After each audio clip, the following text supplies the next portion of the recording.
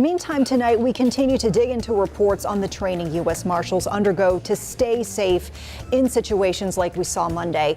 Yesterday, we told you more than 40% of deputy U.S. Marshals did not complete potentially life-saving high-risk fugitive apprehension training. That was as of 2021. And today we're learning just months before the murders of our 4 law enforcement officers this week, the director of the U.S. Marshals Service warned members of Congress during an oversight hearing about the growing threat to these officers' safety. So our Nate Morabito is back. Nate, you've learned that the director's comments actually came after deputy marshals and task force officers faced gunfire 4 separate times in the first 2 weeks of February alone, and one sheriff's deputy was recovering from a gunshot injury. That's right. And despite raising those concerns during that House Judiciary Subcommittee, not a single member of Congress there asked a specific question about officer safety.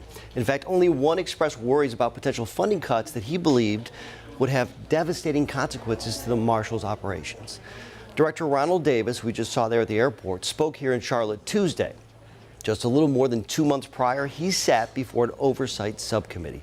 There he talked in part about a 3-year review his office completed that showed suspects had shot at 147 deputies or task force officers during that time, with 13 suffering gunshot wounds and one, a deputy marshal out of Arizona, dying while serving a warrant.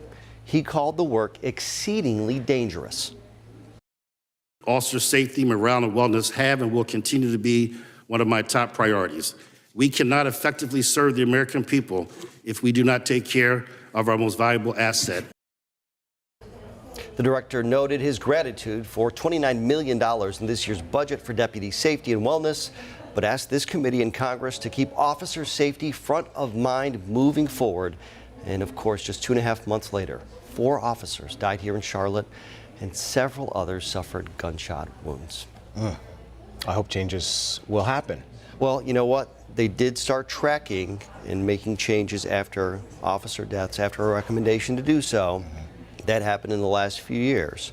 So they will certainly learn the lesson for the next time. But that doesn't do any good for what happened this week. Yeah. Still tragic, obviously, to look back on. All right. Thank you, Nate.